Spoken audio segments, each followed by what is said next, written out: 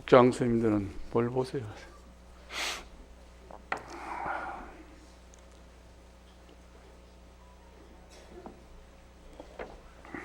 무설년 새해 아침입니다. 여러분들 금년 한 해도 복 많이 받으시고 더욱더 건강하셔서 기도도 열심히 하시고 부처님 말씀대로 열심히 살아가시는 그런 불제자가 되시기를 기원드립니다.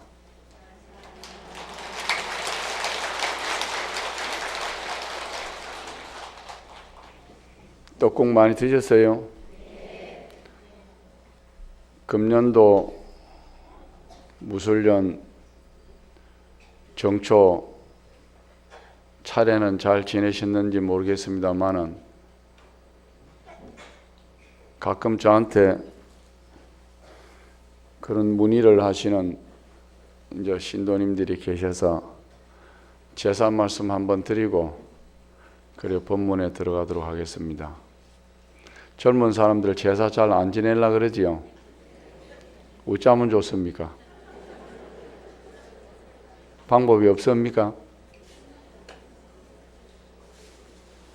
방법이 있습니다. 있는데 과거 이 차례라는 것이 불교에서 유행한 거예요. 신라 고려 시대까지만 해도 차례라 그랬습니다. 차다자를 썼어요. 차. 그 해에 난 아주 맑은 차를 갖다가 조상님께 올리는 것을 가장 큰 은덕으로 여겼습니다. 그래서 때로는 달해라 그러기도 하고 다자, 한문 다자를 한글로 차다자니까 차례를 지낸다. 차를 조상님께 올려서 조상의 은덕을 기리고 조상을 추모하고 조상을 흠모하고 조상이 나를 낳아준 데 대한 은혜에 대한 보답으로 맑은 차를 올려서 차례라 그러는데 그것이 조선조에 와서 주자가래라 그래가지고 중국 송나라 시대 때 성리학자라고 지내는 주의라는 분이 계셨는데 이분이 일상생활의 모든 예절 소위 관혼상제라 그러죠. 관혼상제 많이 들어봤지요? 근데 잘 모르시지요? 아세요? 관이라 그러는 것은 관례, 혼례, 상례, 제례 이 네 가지를 얘기해요. 관은 요즘 말하면 성인식. 우리가 보통 요즘 아이들 20세가 되면 성인의 날이지요. 어른이 됐다 이 말이에요. 어른이 됐다라고 하는 것을 알려가 행사를 치는 걸 관례라 그랬어요. 과거에는 혼례, 결혼하는 것. 그 다음에 상당했을 때에 그 다음 제례, 제사 지내는 예법. 이것을 갖다가 조선조 때 성리학을 연구한 중국 송나라 주의가 만든 주자가래라 그래요. 주자가 만든 집안의 대소사에 일어나는 일상생활적인 일들을 책으로 엮여서 조선조 때부터 그것을 법을 따라가 지금까지 내려오는 겁니다. 자, 500년 전의 시대와 지금의 시대가 바뀌었어요. 신라 시대 때, 고려 시대 때 하던 차례의 문화가 조선조 때 또 바뀌었습니다. 그런데 우리는 지금 제사를 지내면서 집착을 하고 있습니다. 우리 위에 어른들이 이렇게 했으니까 우리도 꼭 따라해야 된다. 좋은 점은 따라해야 되겠지. 따라해야 되고 좋은 전통은 우리가 이어가야 되는데 이 전통이 우리를 속박을 해서는 안 된다는 거예요. 속박이 뭐예요? 꼼짝 못하고 우리를 엮어놓는 거라. 자, 그러면 젊은 사람들은 지금 현재 60, 70 된 어른들은 위에 어른들이 맹목적으로 시킨 대로 다 따라했습니다. 어른들이. 그게 법이라. 그게 옳든 그러든 관계없이 따라해야 되는 것이고 또 따라하면은 그 집안이 평온했습니다. 근데 지금 젊은이들은 따라하면 절대 안 따라합니다. 그리고 이 제사 때문에 집안이 가정이 파탄이 나고 형제 간의 우애가 깨지고 가정이 불화가 되고 심지어는 이혼까지 하는 사례까지가 늘어난다는 것이 우리가 신문을 통해서 비일비재로 보고 듣고 있습니다. 그런데 그걸 아직도 그거를 그렇게 꼭 하면서까지 아니 어느 조상이 자기 제사 지내다가 싸움이 일어나가 이혼하는 걸 바랄 조상이 어디 있겠어요? 에? 예를 하나 들지요.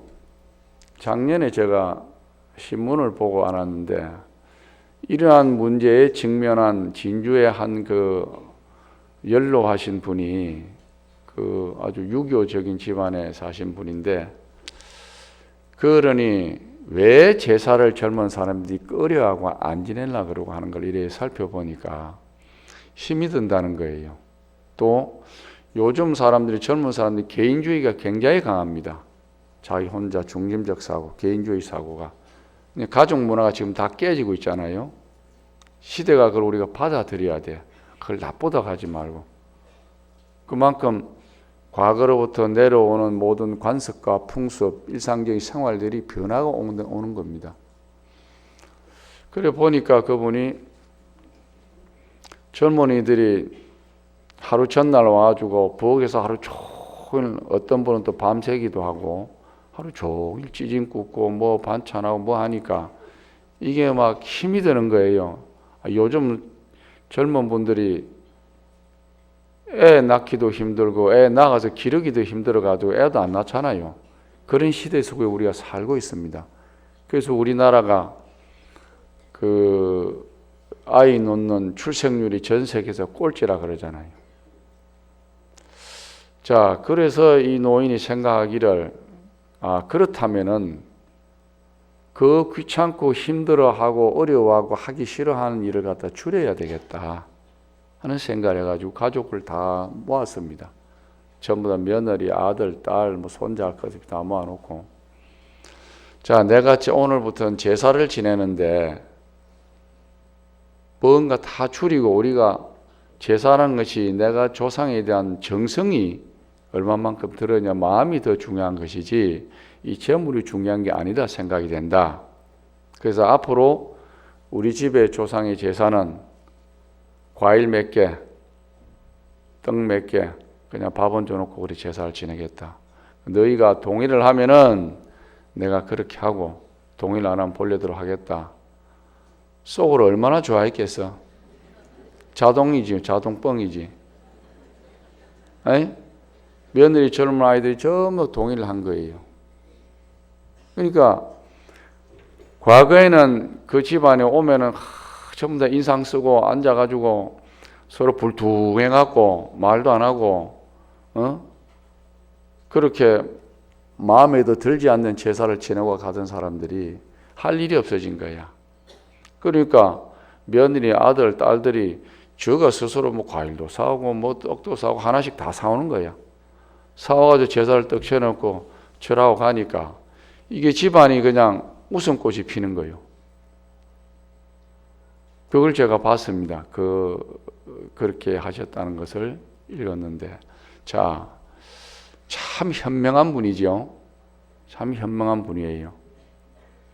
집안에 어른이 그렇게 제사를 지내는데 관행을 만들어 놓으면은 그 밑에 사람들이 앞으로도 자동적으로 그 자녀들이나 손자들이나 아이들이 태어나가지고 자기 부모에 대한 조상에 대한 제사를 지내도 그렇게 할 것이라 이거죠. 근데 이게 왜 안 되냐면 우리가 정성에 대한 정성이라고 하는 것에 대한 이해 부족이에요. 이해 부족. 그러니까 집착하고 고집을 하는 거예요. 우리 어머니 시대 때 이랬고 우리 할머니 시대도 이랬으니까 나도 이래야 된다. 이래 안 하면 우리 조상한테 큰 난리가 난다 이거야. 어느 조상이 그 가정이 잘 되기를 바라지 그 가정이 깨지기를 바라고. 에? 어느 조상이 이혼까지 하면서 올린 밥상을 먹겠습니까? 절대 안 먹지. 내 같아도 안 먹지. 즐거운 마음으로 정성을 두고 화기애애하고 웃는 마음으로 즐거운 마음으로 풍족한 마음으로 너그러운 마음 아름다운 마음으로 기쁜 마음으로 이렇게 조상을 숭배하고 조상 지내야 그 조상이 기뻐할 거 아닙니까? 이걸 바꿔야 돼. 우리 불자들이 선구자적인 역할을 좀 하셔야 돼요. 시대가 변했어요. 자, 어떤 사람들은 요즘 서울 같은 건 뭐 잘 알고 계시겠지만은 3만 원짜리 제사가 필요하다면 3만 원짜리 딱 전부 다 세팅을 내가 갖다 줍니다. 세팅이었다. 상까지 딱 갖다 놔. 끝나면 상까지 그대로 싹 다 가져가. 자, 멋있는 세상이 살잖아요. 그래, 그거는 좀 정성이라 할 수가 없지요. 그러니까 우리가 최소한의 정성이라는 것은 내가 불편하지 아니하고, 내가 부담스럽지 아니하고, 내가 괴롭지 아니하고 하는 가운데서 만들어 가지고 음식을 마련해서 제사를 지내는 것이, 그게 정성이라는 겁니다. 그러니 그걸 우리 어머니들이, 우리 노보사님들 받아들이셔야 돼. 절대 강요하지 마세요, 젊은 분들한테. 강요하면 따라 놓지. 속은 어떻게 해서 불불 끓는 거야. 그래가지고 올려놓은 밥상에 뭐가 맛있겠어. 그냥 집에서도 밥을 할 때도 그렇잖아요. 즐겁게 만든 반찬이 맛있지. 성질 내가면서 만든 반찬은 그거 먹으면 독이 되는 거예요. 약이 안 되고.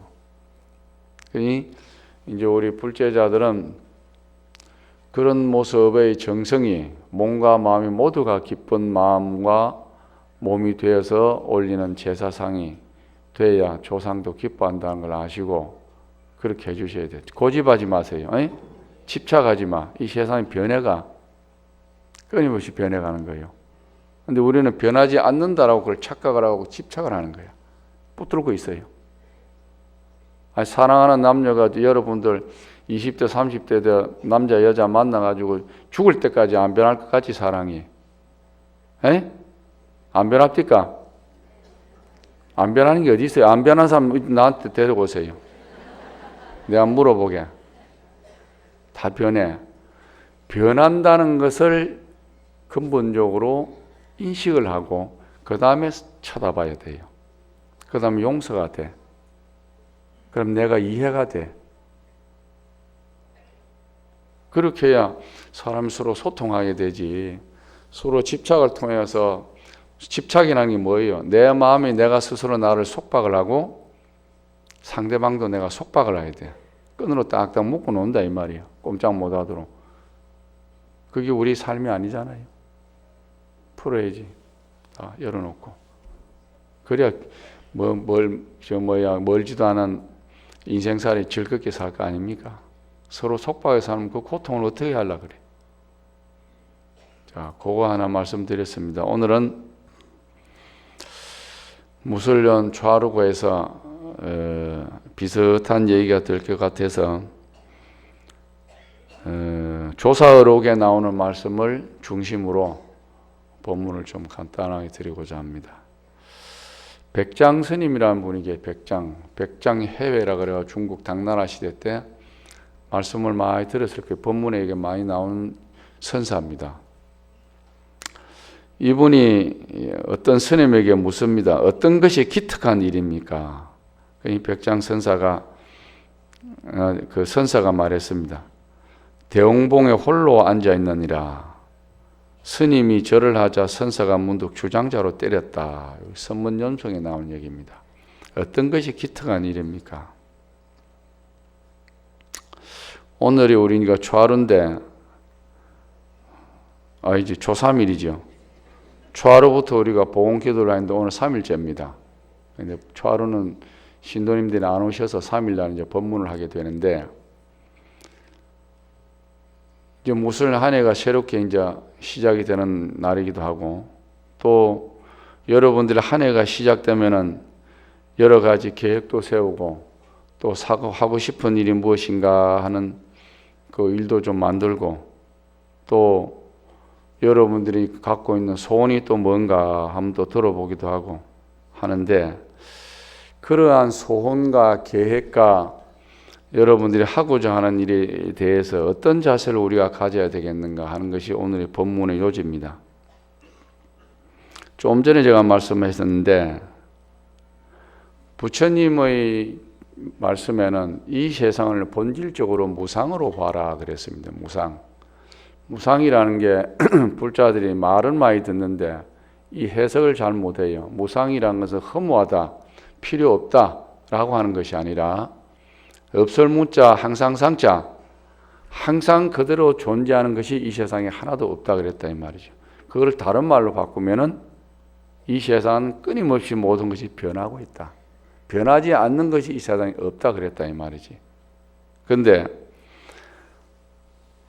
중생들은 단견, 짧은 견해로 쳐다보면서 그걸 잊어버려요.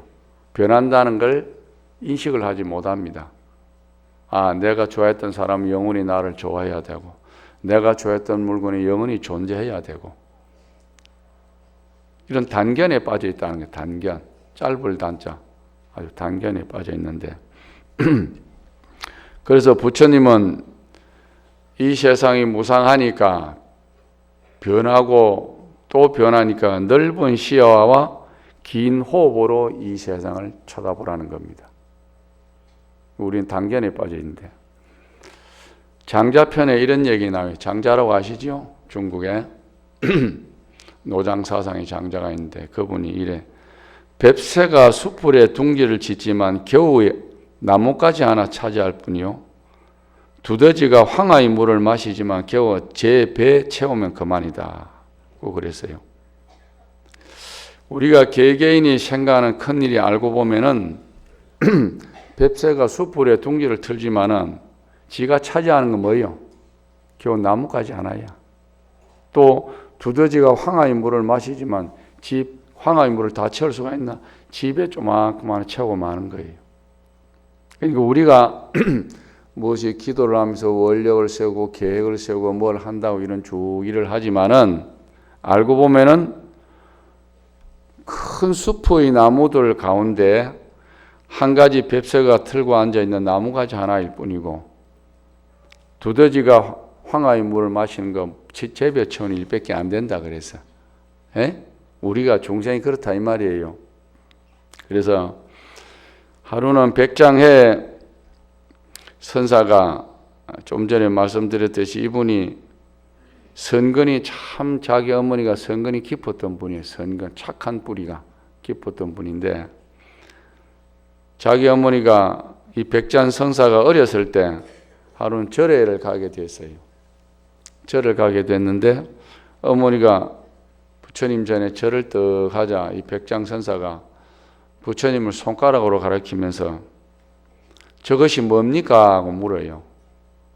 그 자기 어머니가 저분은 부처님이시다고 하니까 백장 선사가 하시는 말씀이 형상은 사람과 같아서 나하고 아무 차이가 없네요.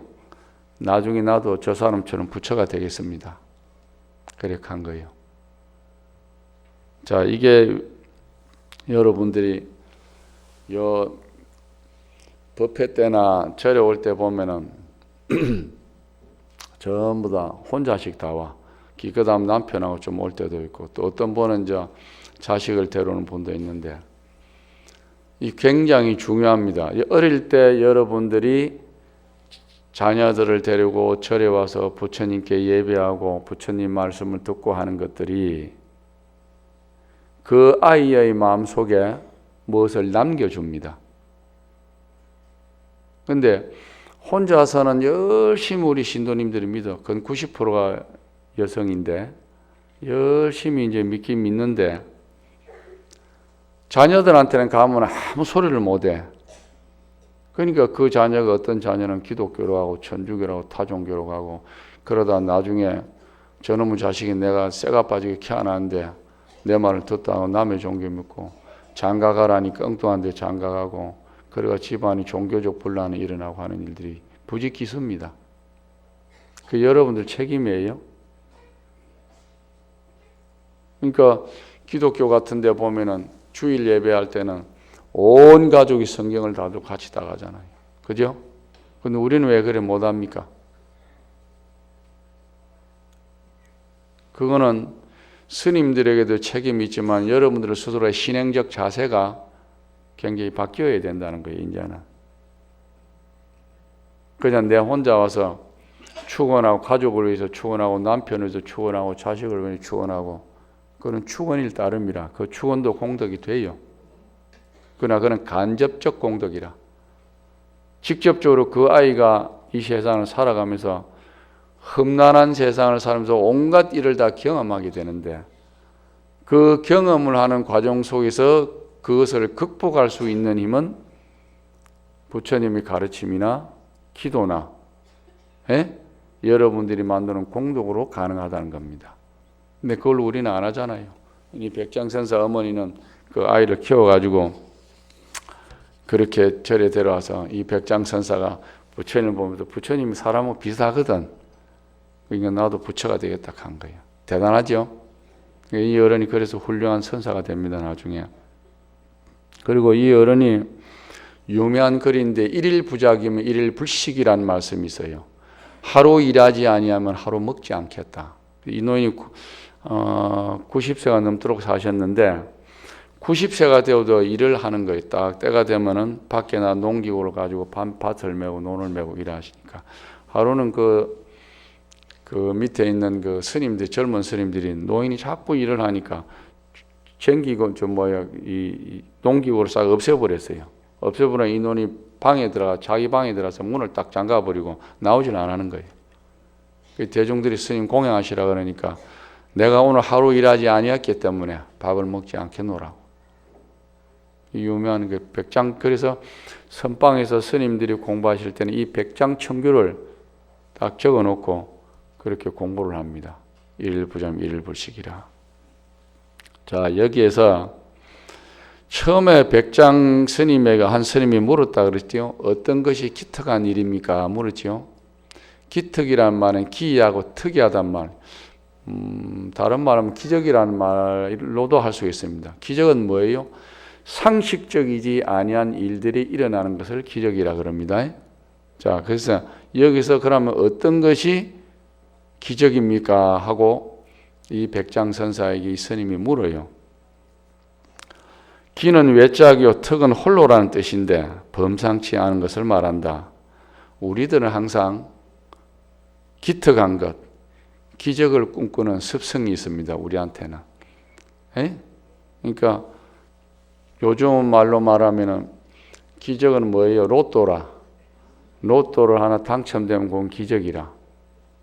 그런데 흔치 않은 현상, 기특함은 기적과 다르지 않는데 우리는 간혹 눈만 뜨면 기적을 갖다가 늘 생각을 하게 되면 여러분 한 번씩 다 생각해 봤을 거예요. 기적을. 오늘 아침 일어나면 황금 덩어리가 내 눈앞에 좀 나타났으면 좋겠고 돈이 한 뭉티가 그냥 내 앞에 뚝 떨어졌으면 좋겠고 그런 기적이 있는데 여기에서 적은 노력으로 큰 것을 바라는 것이다. 기적을. 그리고 그렇지만 세상에 나와 동떨어진 기적은 존재하지 않는다라고 이 백장선사는 우리에게 얘기하고 있습니다. 5명의 비유가 수행을 하고 있었는데 하루는 부처님을 뵙고 묻습니다. 부처님, 감각적 욕망들 중에서 가장 통제하기 어려운 것은 무엇입니까? 하고 물어요. 감각적 욕망. 우리가 몸이 뭘로 구성되어서 아니, 비설, 신, 의라고는 육군으로 구성이 되었거든요. 그걸 감각적 욕망이라고 그래요. 이 6가지의 일로 일어나는 욕망을 감각적 욕망이라고 그러는데 여기서 통제하기 어려운 것, 그 중에서 통제하기 어려운 것이 무엇입니까? 하고 물으니까 부처님께서는 그 비구들의 지난 업에 대해 설명하시고 자신들의 감정을 통제하지 못함으로 일어나여 끊임없이 고통받았음을 지적하며 다음과 같이 말씀을 합니다. 자, 우리가 아니, 비설, 신이라는 6가지 욕망으로 우리가 삽니다. 먹고 싶은 것에서 먹고 싶은 욕망이 일어나면 엄청 먹어야 돼. 엄청 먹어서 무슨 일이 일어나요? 비만해져 가지고 당뇨가 생기고 고혈압이 생기고 요즘 그렇잖아요. 그래 생기지. 그러니 그와 같이 6가지의 욕망적 감각으로 인해 일어나는 고통이 한량이 없어. 그래서 그것을 설명을 하고 부처님께서는 다음과 같이 말씀을 합니다. 눈을 억제하면 좋은 일이다. 귀를 억제하면 좋은 일이다. 코를 억제하면 좋은 일이다. 혀를 억제하면 좋은 일이다. 몸을 억제하면 좋은 일이다. 말을 억제하면 좋은 일이다. 마음을 억제하면 좋은 일이다. 일체에 있어 억제하면 좋은 일이다. 일체에 있어서 억제된 수행자는 일체의 고통으로 벗어난다.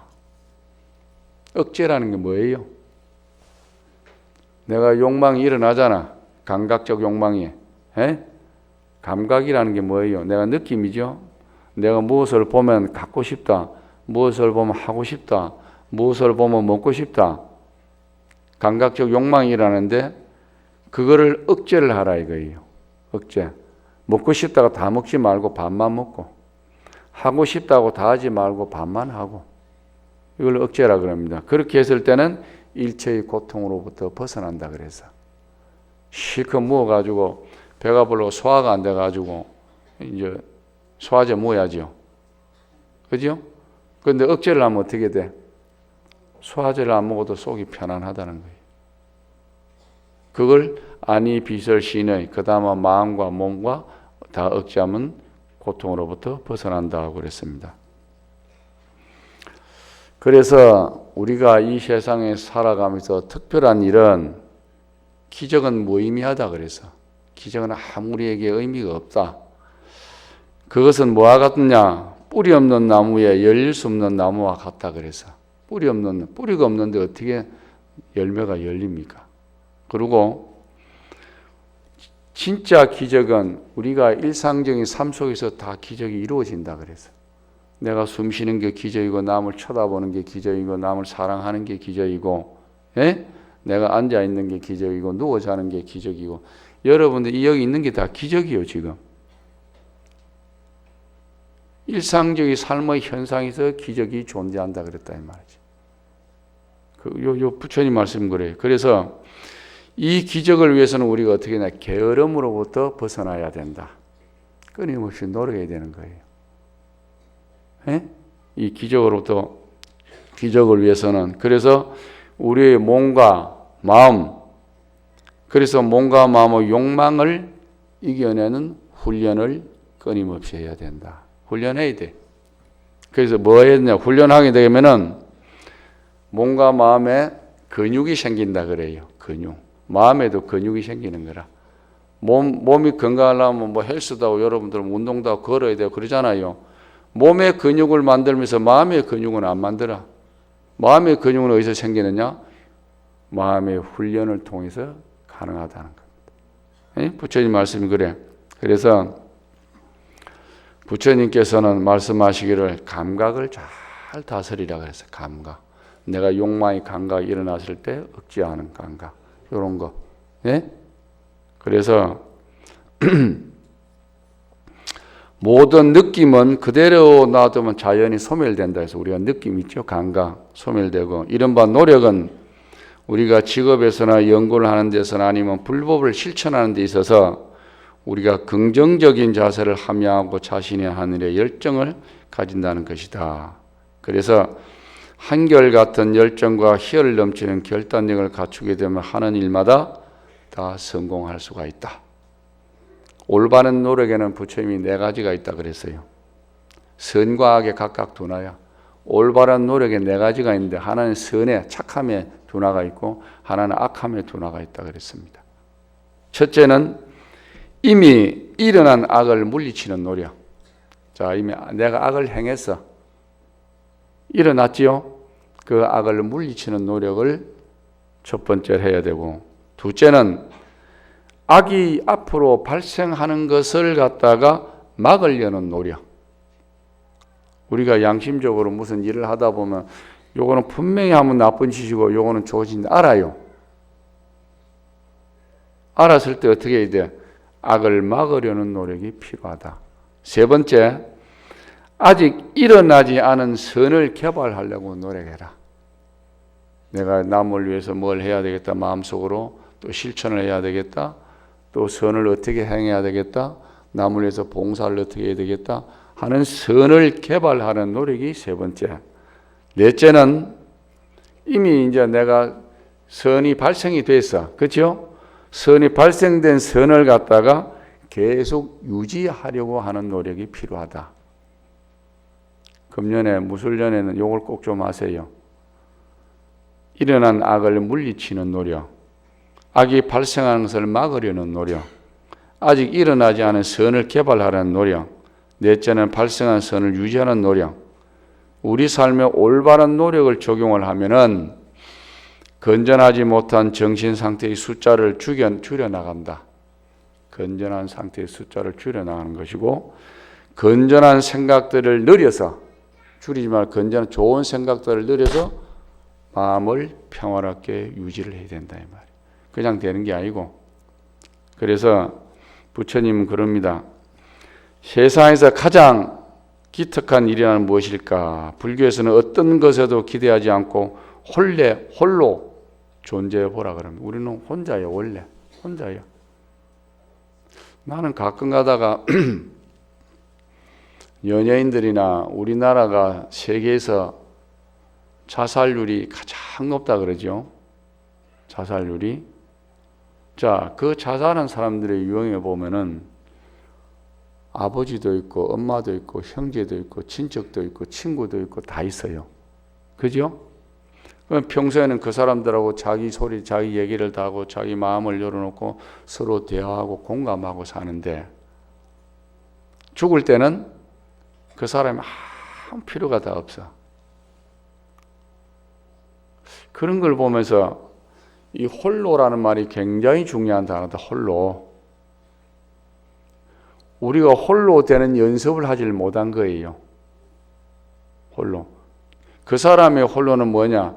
나는 이 세상으로부터 다 필요 없는 존재고 이 세상으로부터 버려진 존재라는 홀로라는 생각을 하고 있는 겁니다. 내가 이 세상에 누구한테도 누구보다도 누구에게 가장 중요한 홀로라는 생각을 하는 게 아니고 거꾸로 다른 홀로라는 생각을 하는 거예요. 그러니까 그분들이 그런 극단적인 생각을 하게 됩니다.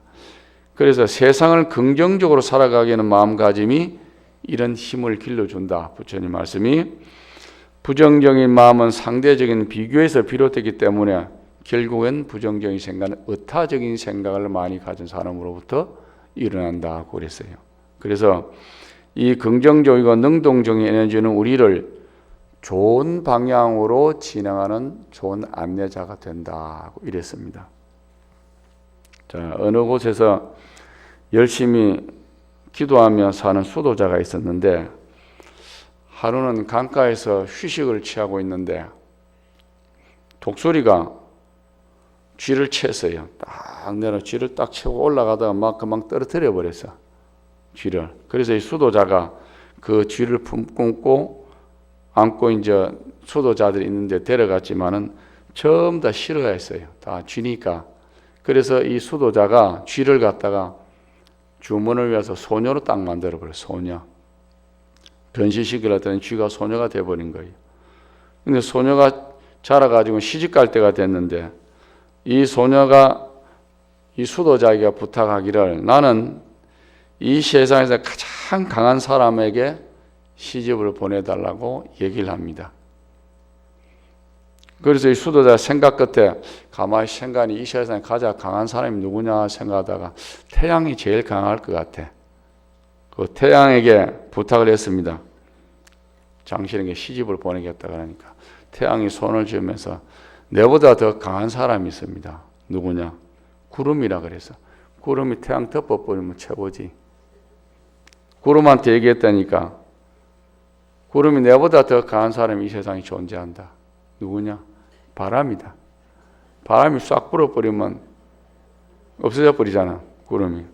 그래서 일순간 날려버릴 수 있다고 얘기를 해요. 근데 구름은 구름한테 가서 시집 보내려고 하니까 내보다 더 강한 사람이 있다 이거야. 산이다 그랬어. 에? 산이 구름에 딱 걸치면은 가로막으면 자기는 힘을 쓸 수가 없던 거예요. 건너가지도 못한다 이거지. 그대로. 그래서 수도자가 또 다시 이제 산을 찾아갔습니다. 산을 찾아가니까 내가 아무리 힘이 있지만은 쥐보다 더 못하다. 쥐가 내 뚫어 산을 뚫어버리면 난 아무 힘을 못 쓰는 사람이다. 말 되잖아요. 그래서 할 수 없이 이제 쥐에게 결혼 의사를 물었어. 그 결혼할 의미가 있냐 그러니까 나는 땅을 파고 굴 속에 살기 때문에 인간과 같이 살 수 있는 그런 여건도 안 되고 맞지 않다고 이제 얘기를 합니다. 그래서 또 이제 거절을 해요. 쥐의 말을 듣고 나서 수도자가 딸에게 얘기를 합니다. 자초지에 설명을 하니까 이게 소녀가 나를 그럼 쥐로 다시 만들어 달라는 거예요. 쥐로. 그 딸을 허락했어. 그리고 소녀는 이제 쥐가 되어가지고 쥐를 저 소녀를 쥐구멍에 들어가서 이제 쥐하고 결혼을 시켜줬어. 자, 이게 무슨 말이냐? 우리들이 삶이라는 것이 끊임없이 인간과 인간 간의 관계의 영속 속에서 이루어진다는 거예요. 관계. 예? 자, 태양과 바람과 구름과 산과 쥐와 이런 것들이 끊임없이 우리는 관계의 연속선상에서 존재를 한다. 가정에서 직장에서도 조화로운 마음을 우리가 가져야 됩니다. 조화라는 게 뭐예요? 남과 내가 항상 부드럽게 화한다 이 말이지. 서로 통한다 이 말이지. 화하다. 부드러워하자. 예를 들어서 결혼한 부부의 경우에 좋은 기억은 사람에게 긍정적인 에너지를 공급해주고, 그런데 나쁜 기억 하나를 없애기 위해서는 엄청난 양의 좋은 기억이 많이 필요하다 그래요. 옛날에 한 심리학자에 따르면은 우리가 좋은 기억을 가진 것과 나쁜 기억을 가진 사람을 5대1로 비유를 하는데, 5는 나쁜 기억, 1은 좋은 기억인데, 우리가 예를 들어서 가정에서 부부간에 다투거나 뭐 이웃과 누가 다투거나 했을 경우에 한번 싸우고 나면 이것이 부정적인 말을 했다고 한다면은 그 5배만큼의 칭찬의 노력이 필요하다는 겁니다. 그러니까 내가 한번 욕을 놈에게 했으면은 그 욕을 가진 사람에게 그 욕이란 생각을 없애주기 위해서는 5배의 노력을 해야만이 내가 욕한 그 모습이 사라진다는 거예요. 그래서 이 세상에 노력 없이는 존재되는 일은 하나도 없다는 것도 또 하나 부처님이 말씀합니다. 그래서 행운은 우리들의 자세의 문제에 있다. 행운의 클로바는 이파리를 4가지 세워야 하고, 영험한 샘물도 마셔야 치료가 된다. 행복한 체험, 좋은 일, 성공적인 삶의 열매는 자신을 뛰어넘어 성장하고 하나의 경험을 의미와 기쁨으로 채울 수 있는 우리의 능력과 노력의 가지 위에서 만들어진다고 했습니다. 기적 너무 생각하지 마세요. 우리가 지금 숨 쉬고 눈 뜨고 쳐다보고 기도하고 법문 듣고 이 앉아있는 자체가 큰 기적이에요. 일상적인 삶 속에 기적이 있다고 아까 말씀드렸지요. 자, 왜 요 말씀을 드리냐? 요거 맞아 하고 내가 말씀드리지. 중용의 구절은 공자가 말씀한 중용의 구절에 이런 얘기했습니다. 높이 오르려면 반드시 낮은 곳으로부터 시작하고 멀리 가려면 반드시 가까운 곳으로부터 시작해야 된다. 이것이 공자가 말씀 중용의 길입니다. 우리가 초하루부터 일주일간 복원 기도를 하고 또 복원 기도가 끝나면은 3일간 신중 기도를 하지요. 오늘의 드린 말씀은 어떻게 우리가 기도를 하고 어떤 마음의 자세로 기도를 해야 되는 것을 갖다가 부처님이 여러 가지의 예를 들어서 설명을 하셨습니다. 자, 기도라고 우리가 이래 하는데 기도를 하면 어떻게 됩니까? 복을 받습니까? 내 원하는 게 이루어집니까? 저런 수가 있나? 내가 열심히 기도하면 남의 마음을 바꿀 수 있습니까? 다 그래 맞지 그게. 기도를 하면 내가 원도 이루어지고, 원도 이루어지고 남의 마음도 바꾸고 또 뭐예요? 원하는 것도 이루어진다 이 말이지. 그런데 이것보다 더 중요한 게 뭔 줄 아세요? 기도는 뭐라 그랬냐? 내가 어떠한 상황에 처해 있더라도 그 상황을 받아낼 수 있는 힘을 기르는 게 기도입니다. 이게 오늘의 요 말씀 드리는 거예요. 요 말씀 드리려고 한 거예요.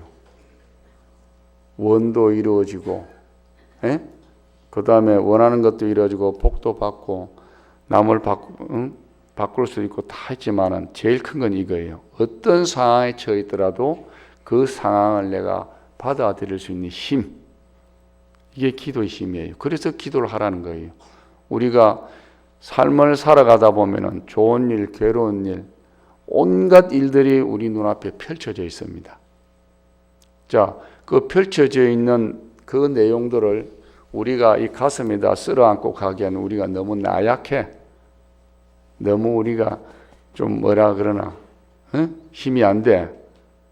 그래서 기도를 해놓으면은 그 힘에 의해서 어떤 상황이 내 앞에 나타나더라도 그 상황을 내가 받아들일 수 있는 힘을 다 만들어 놓으면 쓰러지지 않아. 무너지지 않는다고. 그러니까 금년 무술년 정초 복음기도 3일 순종 기도는 요란 마음을 하세요. 그래서 여러분들이 삶을 살아가면서 내 앞에 어떤 상황이 와도 부처님이 내 가슴에 존재하고 부처님이 내 기도를 갖다가 받아들이고 또 부처님께서 나한테 가피력을 주셔서 나는 이 세상의 어떤 일도 다 내가 극복해 나갈 수 있다라고 하는 큰 힘을 가지시기 바랍니다. 성불하십시오. 나무 영산불멸학수 존시야본사서가모니불 서가모니불 가모니불 서가모니불 가모니불 모니불 서가모니불 서가모니불 천상천하무여불 세계영무비 세간소요아진견 일체무효여불자. 예, 오늘 정초기도 법문해 주신 주님께 다시 한번 큰 박수 부탁드리겠습니다. 예, 그대로 선체로 공지사항 말씀드리겠습니다. 정초 복음기도 회양 및 신중기도 입제는 양력 2월 22일 목요일이며 강주 스님께서 법문해 주시겠습니다. 그리고 신중기도는 22일 입제로부터 3일간 진행되어 24일 토요일 회양하겠으며 회양일 법문은 총무국장 스님께서 해주시겠습니다. 그리고 신중기도 첫날과 둘째 날에는 오후 1시 40분부터 2시 50분까지 화엄성중 정근기도가 예정되어 있으며 귀가버스는 제1주차장에서 3시 30분에 출발하니 참고하시기 바랍니다. 그리고 2월 28일 수요일 오전 10시 설법전에서 제12회 영축유락승가대학원과 제61회 통도사 승가대학 졸업식이 있습니다. 불자님들의 많은 관심을 부탁드립니다. 다음은 사홍선을 하겠습니다.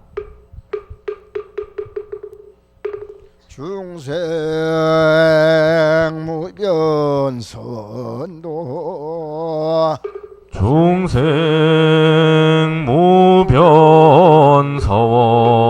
중생무변서원도 원내무진선단